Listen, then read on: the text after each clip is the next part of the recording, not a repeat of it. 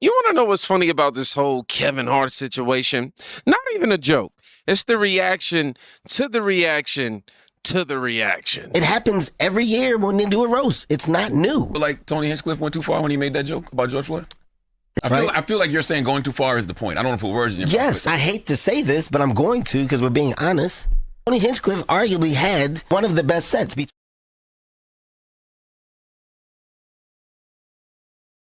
Yep. He also famously appeared at President Trump's 2024 campaign event at Madison Square Garden that you see. It happens every year. So this is where it gets interesting to me because Kevin Hart didn't even defend the joke itself. He basically said if it was tasteless, cool, move on. But modern outrage culture doesn't want movement; they want ceremony. You gotta kneel correctly, apologize correctly, cry correctly, lose enough friends publicly. Then maybe they'll let you back into polite society. And if you refuse, now you become the story. That's why people acting like Kevin Hart personally wrote the joke, approved the joke, directed the joke, and drove Tony Hinchcliffe to the venue himself. Meanwhile, the entire point of the roast is literally to say things you would never say at a normal event. And that's the format. And honestly, a lot of people online pretending to be traumatized by roast comedy sound like people who knowingly walked into the swimming pool mad that water was involved. So Kevin Hart went on the Breakfast Club to try to explain the whole situation surrounding his roast, right? Of course, the black community is up in arms about it, but they just don't get it. A comedy roast is comedians doing what they do outside of the comedy club.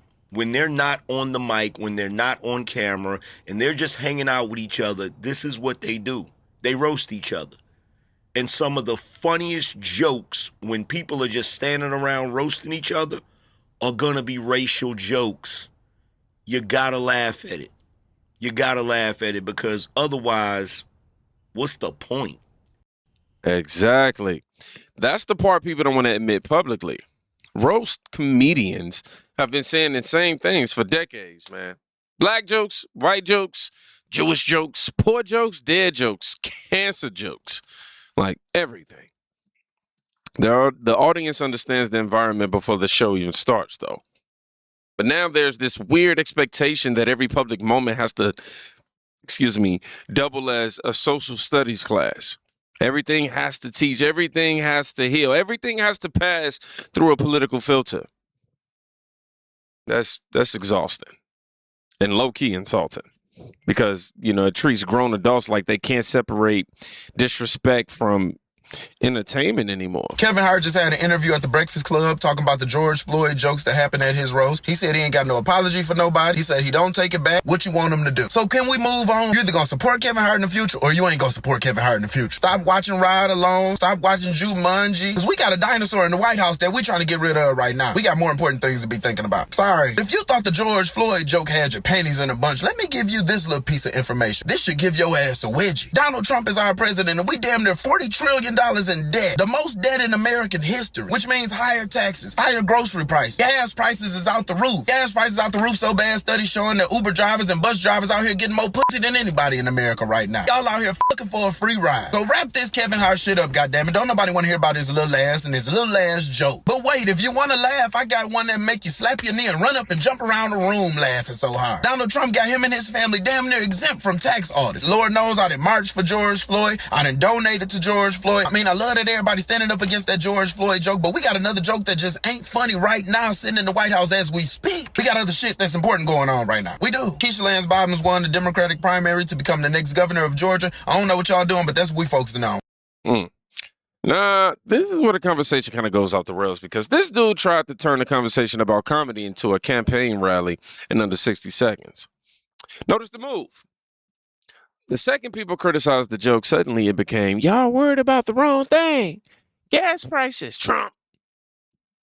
Debt, Trump. Groceries, Trump. That's intellectual, how do I say? that's just intellectually just sleight of hand right there. You know what I mean? Because by that logic, nobody can ever react to entertainment, sports, celebrity drama, or culture ever again unless every word is related to some sort of world issue that needs to be solved first.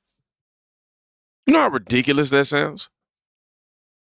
That's like somebody catching their spouse cheating and their friend responding, bro, why are you worried about, why are you worried about that when inflation exists? Like, what are we doing here? And let's clean another thing up too. The same people, saying, why y'all focused on comedy, spent the last decades treating tweets, podcasts, award shows, stand-up specials, and celebrity opinions like sacred political events. Now, suddenly comedy is not important because the outrage isn't landing the way they want it. It's me with that, man. And this Trump stuff, how do I say? Pure emotional bait.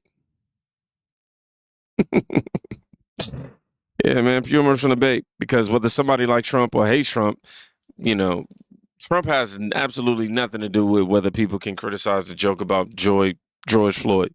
Two conversations, like two different highways, bro. Everybody became a part-time activist and a full-time manipulator. And honestly, that clip accidentally proved something else too. A lot of people don't actually want standards. They want selective enforcement. Because if the outrage is only valid when their side approves it,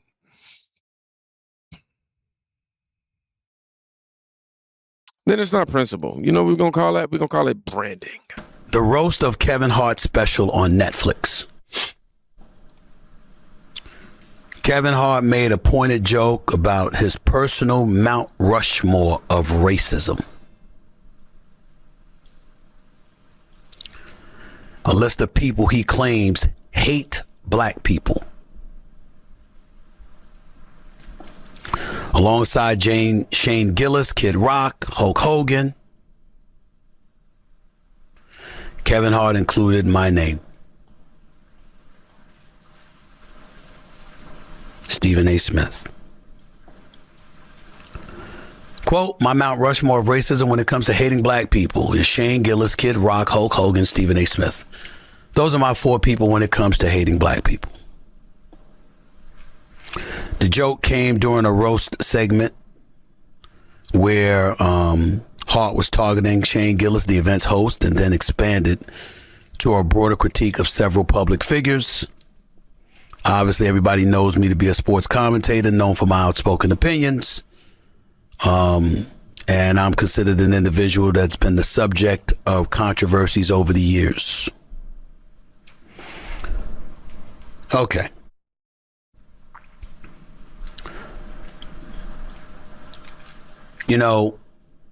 I tried to, first of all, I got,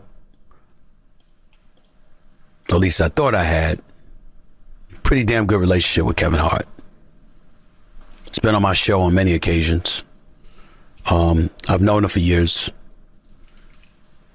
I don't know. I mean, it's a roast, but,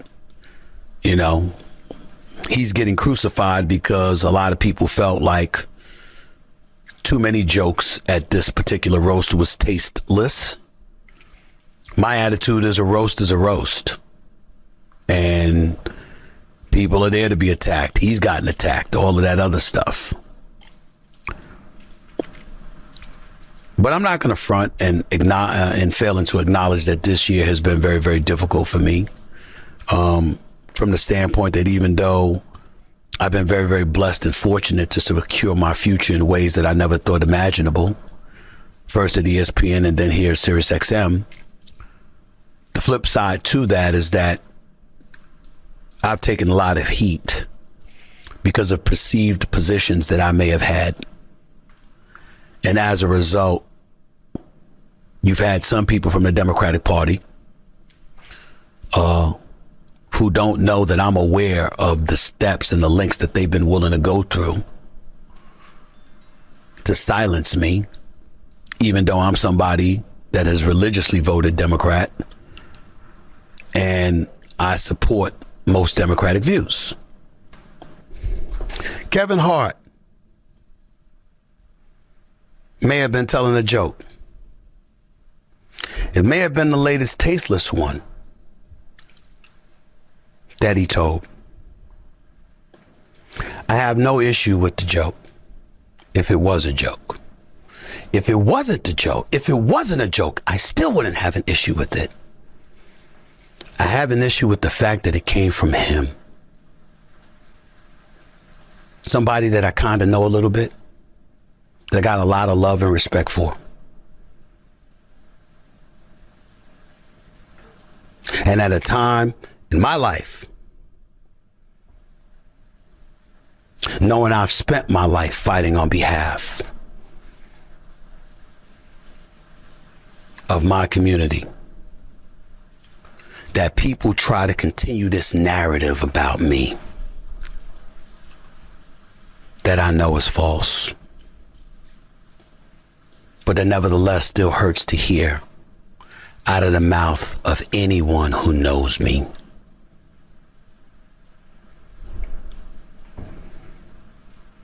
I could respond more vitriolically, but I won't. More incendiary, but I won't.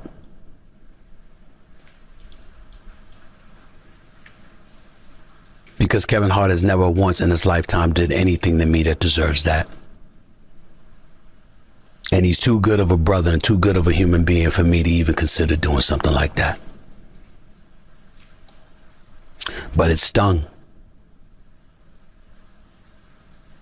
Didn't sting quite as much as a few people who I thought were my friends and loved ones that turned their back. And why do I bring up the Democratic Party? Because I know of people who were called by folks in positions of power associated with the Democratic Party for the sole express purpose of silencing me. You're gonna have to do better than that. Stephen A. Smith accidentally revealed something bigger than the roast. He basically admitted the moment you stop sounding predictable politically, certain people start treating you like expired milk in a refrigerator. And notice, he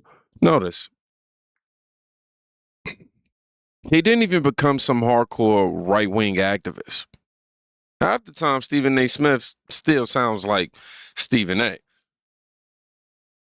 But the moment you drift even 6 inches away from approved talking points, now people start whispering your name differently. That's why this hit him personally. Not only because, Kevin Hart roasted him in that particular way, but generally speaking, not because Kevin Hart roasted him, but because deep down he knows there are people who already wanted him socially demoted anyway. And the joke gave him a reason, to clap louder. Well, not gave him, I'm sorry, gave people that fed into that whole idea of him being, demoted. They gave him even more of a reason to clap louder. And I think that's what actually bothered him. What I'm saying, the more that you guys watch this exchange between Kevin Hart and Charlemagne the God and the other female host here, I'm going to just make a statement here, and hopefully YouTube won't yank this video, but Black people are dishonest. These people are not honest, okay? They are lying. They don't really mean half of what they say. And the outrage, the emotional meltdowns that these people are having over this joke are not legitimate. It is contrived, and they need something to be outraged about.